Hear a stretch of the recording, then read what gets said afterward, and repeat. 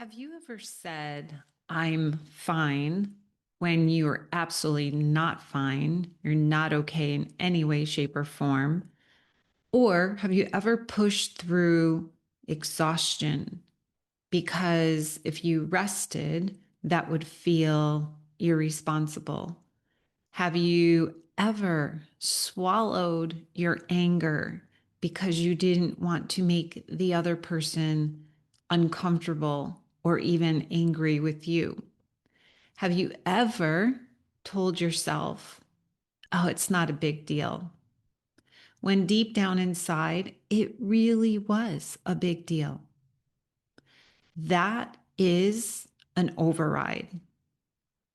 And today, I want to talk about how the override is one of the inner controller's favorite strategies. Hey, and welcome to Masks Off Inner Freedom for People-Pleasers and Perfectionists. This is a podcast for those who are tired of holding it all together.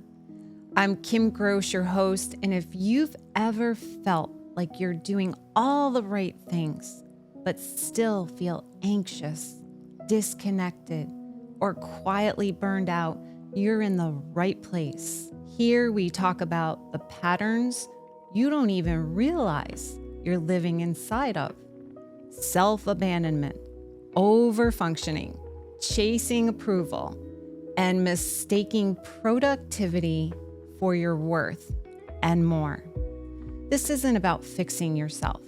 It's about remembering who you were before you learned to perform, perfect, and please to belong. Each week, we'll slow things down. We'll unpack the nervous system, the inner critic, and the subtle ways that you learned to disconnect from your true self so you can stop living from pressure and start living from presence. This is your space to take the masks off. So let's begin.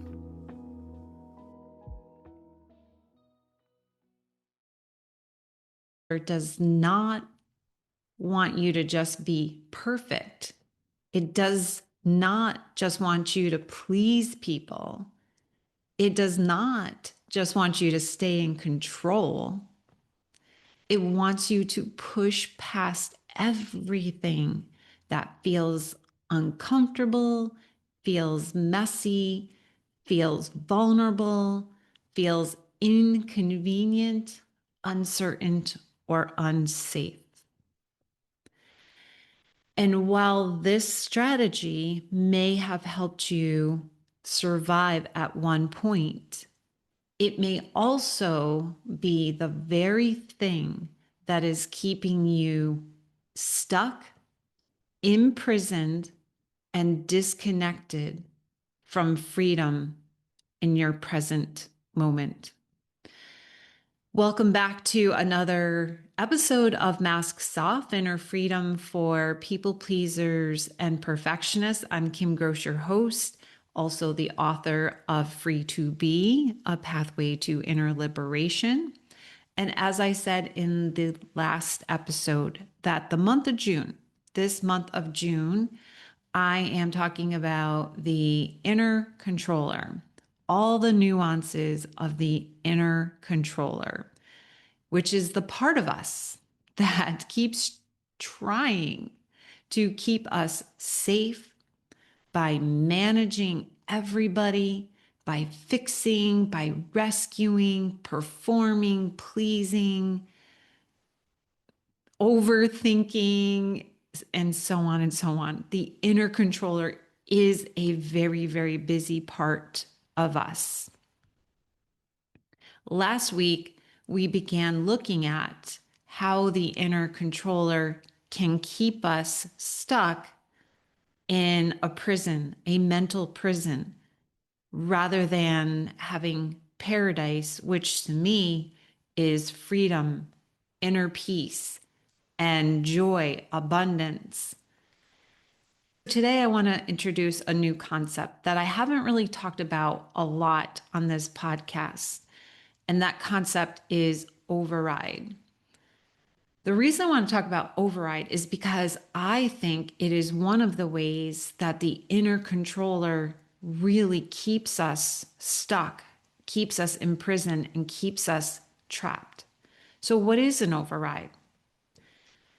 Override is when we push past what is happening inside of us.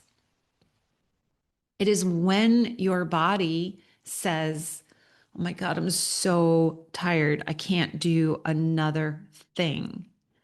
And yet you say, nope, we have to get one more thing done. One more thing. And you push through anyway.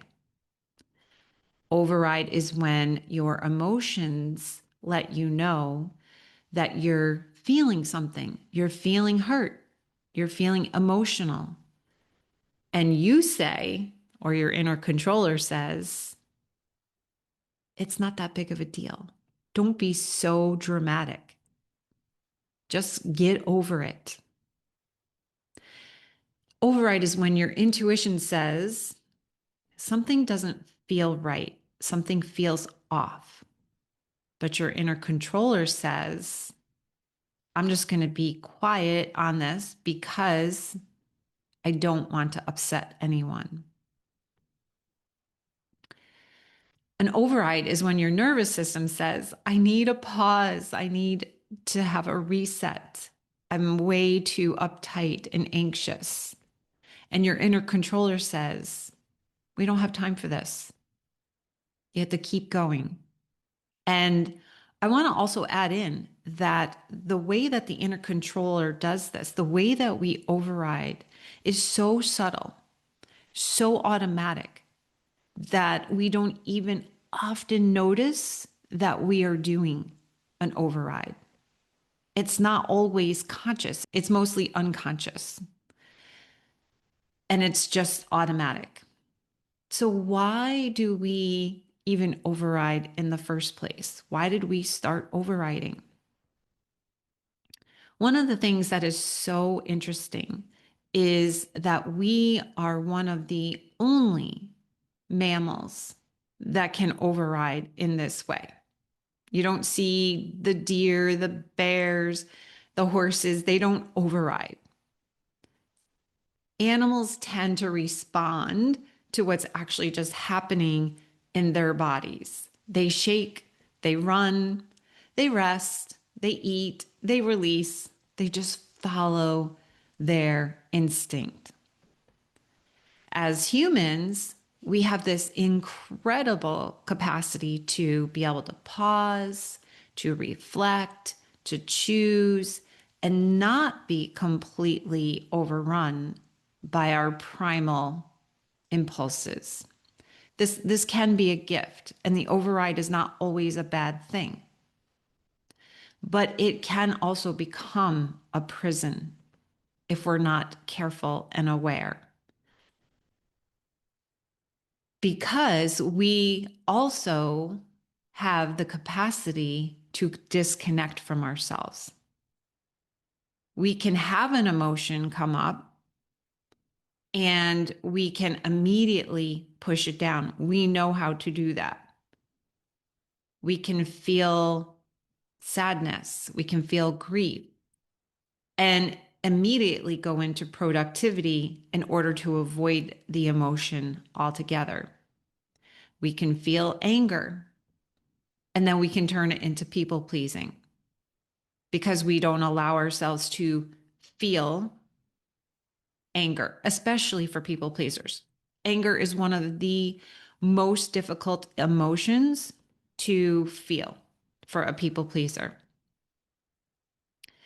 We can feel fear coming up or arising within us, and we completely go into control mode.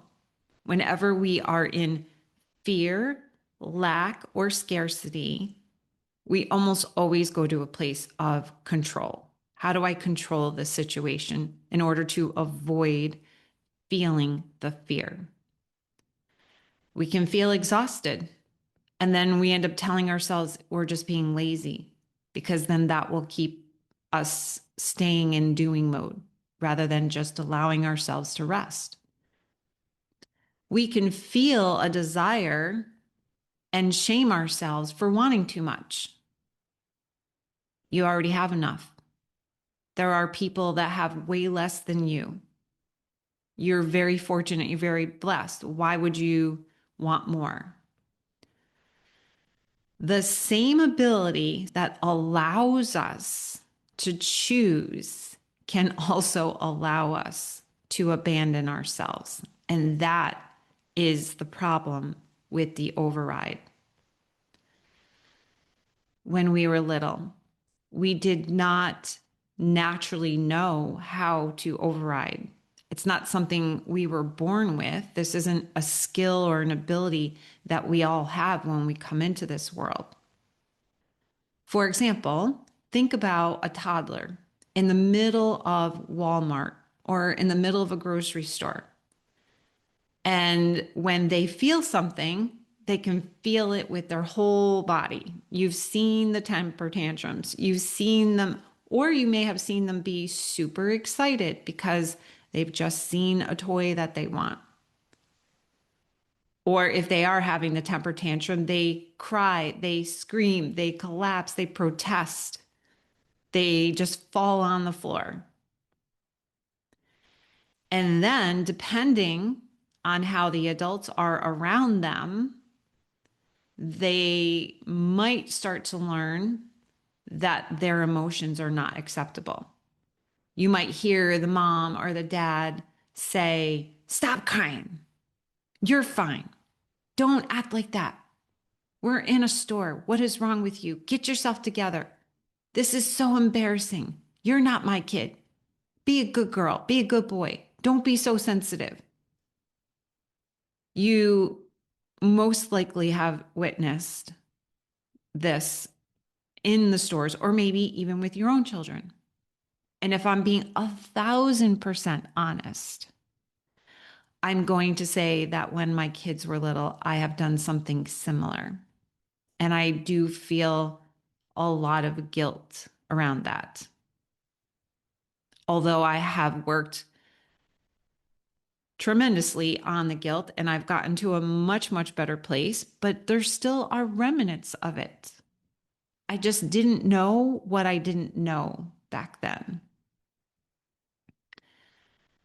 And this is not about blaming ourselves or blaming these other parents because most parents are doing the best they can with the tools that they have. Again, I didn't have the tools back then. I didn't know what I know now. I didn't have the healing and the growth then that I have now. And if I did, I probably wouldn't have done that, or I would not have done it nearly as often as I did. But the problem is that many of us were trained not to feel our feelings. We were trained to dismiss or discount our emotions in the same way that we did it to our own kids or in the same way that we witness it with other parents. So we learn to override. We learn to make ourselves be more acceptable to others. We learn to suppress what was inconvenient to the adults around us.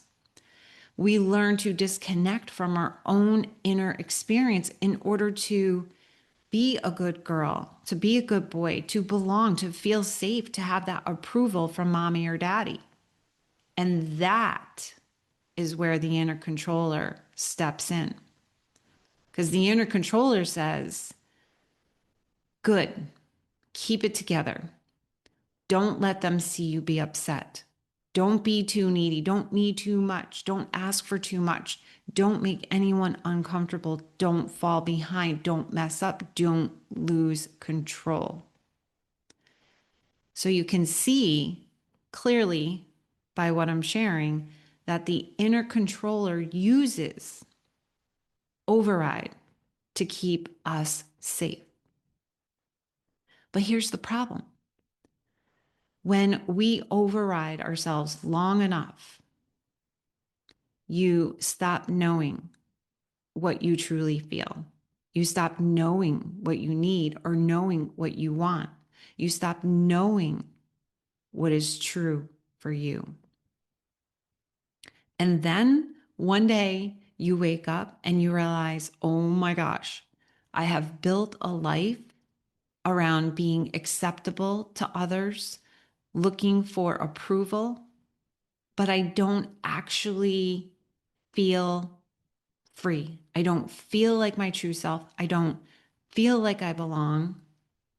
I don't feel comfortable in my own skin. My life is about pleasing everybody on the outside, looking for validation, looking for approval, and everything is external, looking outward. So I want to be really clear right now. And the answer is not to be ruled by every feeling or emotion that you have. We don't want to swing the pendulum in the other direction and be a bleeding heart, or we don't want to be a hot mess 24/7. That isn't the answer. And this is where sometimes I think we can fall into this pitfall of misunderstanding the healing work, the emotional work. Feeling your feelings doesn't mean that you just scream at everybody or collapse every time something is uncomfortable, or that, again, that you're a hot mess all the time, or let every emotion drive the bus. That isn't freedom either. That's being controlled then by your emotions. So one end of the pendulum is suppressing everything, overriding it, and then if you swing it to the opposite direction, then you're being controlled by your emotions. Regulation says, I can be with this feeling and I can still stay connected to myself. I can still be grounded and I can feel the feeling. Override will say something like, I cannot feel this. It's too uncomfortable. It's not a good time for this. And so I have to shut this down.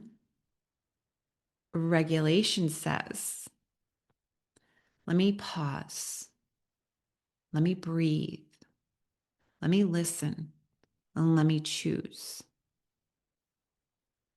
Regulation creates more capacity, more space, more grace. Override just causes more disconnection between your inner self and your inner controller.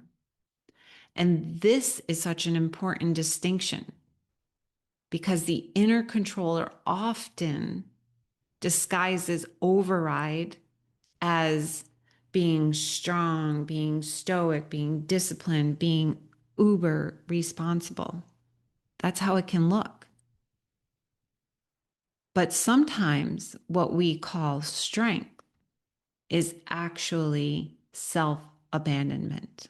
That is so key to understand that we are actually abandoning ourselves. Sometimes what we can call or describe as being easygoing is actually withholding your truth because you're avoiding conflict. You're avoiding upsetting another person. So you just go with the flow and now you're easygoing. Sometimes what we can call being super productive is just actually running from our feelings or running from being present. We stay in the doing because if we slow down and allow ourselves to be still, we may end up having to experience or feel the pain that is beneath the surface. And we're trying to run from the pain. We're trying to run from it. Sometimes what we can call keeping the peace is actually going against or betraying ourselves. Once again, we're not staying true to what we want, what we need, what we feel, what we believe, because we're just trying to keep the peace. So, how does override show up for us? It can look like saying yes when you really want to say no. It can look like putting on a smile face when you're really hurting inside and you are struggling. It can look like staying busy and productive because you don't want to have to feel. You're avoiding that pain. It can look like pushing your body past its limits. It can look like, say, you're working out and you're working out 7 days a week, a couple hours a day. You keep pushing your body, and your body keeps screaming at you with injuries or not feeling well or feeling exhausted, and you just push past it anyway. It can look like minimizing your needs, sometimes actually ignoring your needs altogether and not even acknowledging that you have any. You don't ask anyone for anything. You just take care of everything for yourself. It can look like over explaining yourself instead of setting a boundary, instead of just saying, no, I'm sorry, I am not going to dinner tonight because I don't feel like it. You give 10,000 excuses or reasons why you don't want to go out to dinner instead of just saying, I don't want to go tonight. I just don't feel like it. It can look like intellectualizing your emotions instead of actually feeling them. What does that mean? We overthink, we analyze it, we create a lot of story around our feelings instead of dropping the storyline and just feel. Just feel whatever comes up. If it's sadness, cry. If it's fear, feel the fear. If it's anger, feel the anger. Grief, feel the grief. It can look like telling yourself that you should be over this by now. Again, going back to my kitchen renovation project, we're on week 6, and I at times tell myself, Kim, this is ridiculous. Why are you getting so upset? This is what happens at times when you decide to gut your kitchen and do a complete remodel. Shit's going to happen. So it can look like, and for people pleasers and perfectionists, override can feel so normal that we don't even recognize it as a pattern. It just is so automatic. This is just who I am. This is what I do. But it's not who you are. That's the key that I say over and over. This is not who you are or who I am. It is how we learn to survive. So, how does this prison of the override relate to paradise? What's the connection between the two? Override, as I mentioned throughout the episode, keeps us stuck in this prison because when you're constantly overriding yourself, you're not living from your truth. You're not being your true self. You're living from a place of managing others, from rescuing, from fixing, managing your own emotions, managing other people's reactions, how you look, how productive you are, managing your own vulnerability, your needs. It's exhausting. You are being controlled by your inner controller, and that is not freedom. Paradise or freedom is not a life where nothing uncomfortable happens. This isn't about all rainbows, unicorns, and sunshines. And, we're living in this perfect utopia. That is not what I'm trying to say here. Freedom is when you no longer have to abandon yourself in order to get through life. You're no longer ruled by fear. You're no longer ruled by your emotions.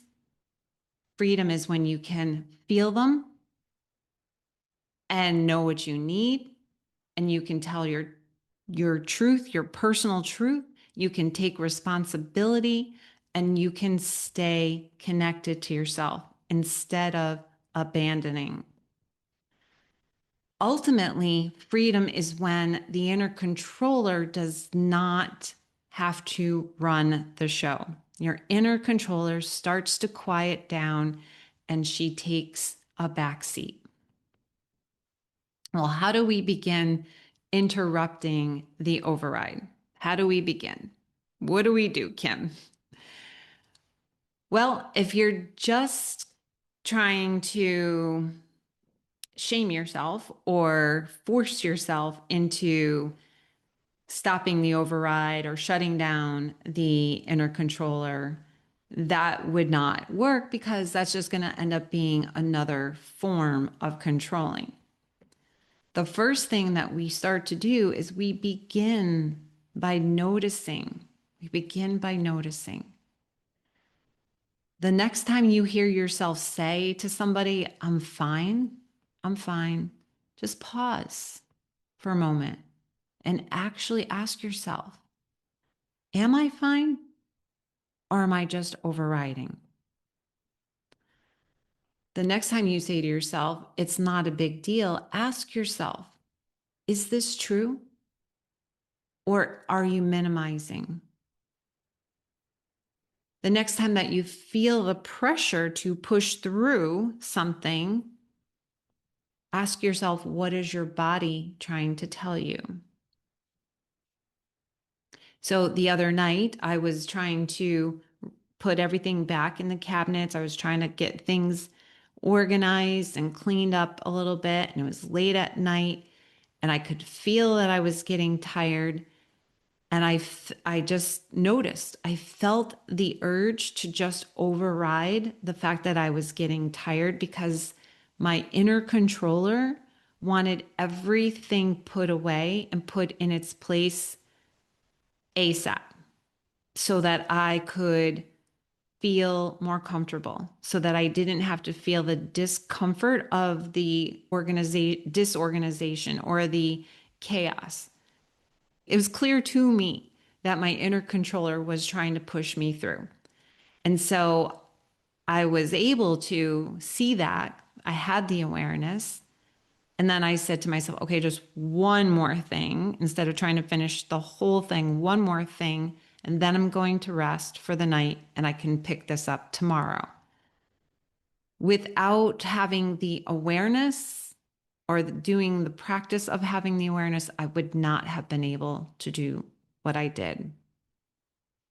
The next time you feel your inner controller taking over, you can ask, what are you afraid would happen if you stopped controlling this situation? What are you afraid of? Most of the time, we're afraid that everything is going to fall apart, that people in our lives are going to fall apart, our kids are going to fall apart, vacations won't get planned, groceries won't get bought, bills won't get paid. We're afraid that if we don't stay in control and be hyper vigilant, everything is going to freaking fall apart. When you start asking yourself the question of what am I afraid would happen, the questions begin to soften the override because it brings the underlying fear to the surface. And then you're able to bring yourself back into a relationship with yourself. This week, I want to invite you to notice, where does override show up for you? And when you notice, I invite you or encourage you not to judge it, not to fix it, not to make yourself wrong for it, especially. but just notice. Where do you push yourself beyond your limit? Where do you keep pushing? Where do you say yes when your body is telling you no? Where do you make yourself wrong or bad or say you're dramatic when you're actually having an emotion? Where do you stay productive because being still is too uncomfortable? And then maybe the next time the inner controller tells you, push through, that you can pause and you can say, thank you for protecting me. Thank you, inner controller. But I'm learning another way. Because freedom does not come from being controlled by every feeling, and it does not come from overriding every feeling. Freedom comes from learning how to be with yourself. And that is where the mask begins to come off.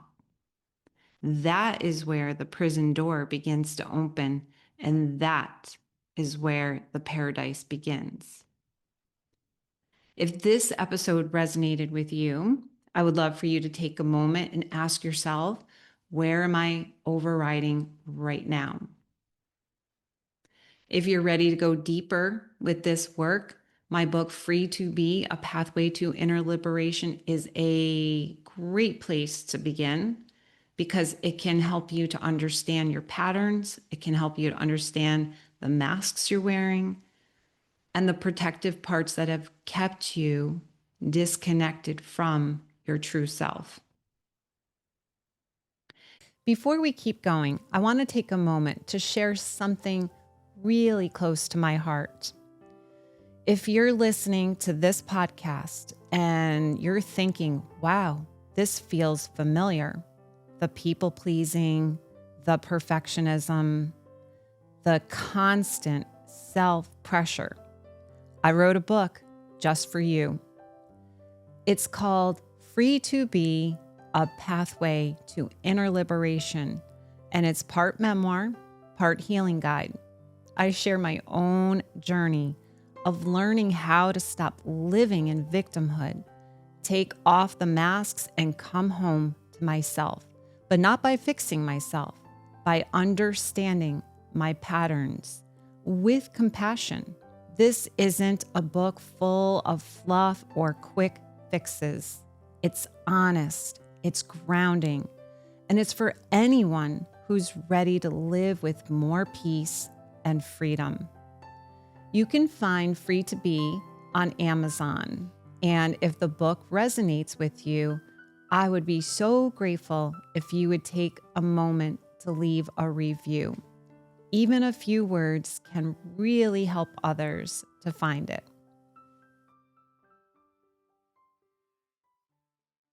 You can also connect with me on Instagram and share what has come up for you from this episode. I would love to hear from you. And as always, if this episode helped you, please subscribe, leave a review, or share it with someone who may be pushing through when what they really need is permission to come home to themselves. As we wrap up today's episode, I just want to say thank you for being here and for taking this time for yourself. If this episode resonated with you, I'd really appreciate it if you would subscribe to the podcast or leave a review. Even a quick star rating helps more people find this space and reminds the algorithms that these conversations matter. And I'd love to hear from you. If you have a question, a takeaway, or something that came up while you were listening, leave a comment or send it in. Let's keep the conversation going. This podcast isn't meant to be a one-way street. It's meant to feel like a community. If you want to learn more about me, my work, or the ways we can go deeper together, you can visit my website. All the details are there. Until next time, take a breath, take the mask off, and be gentle with yourself. I'll see you soon.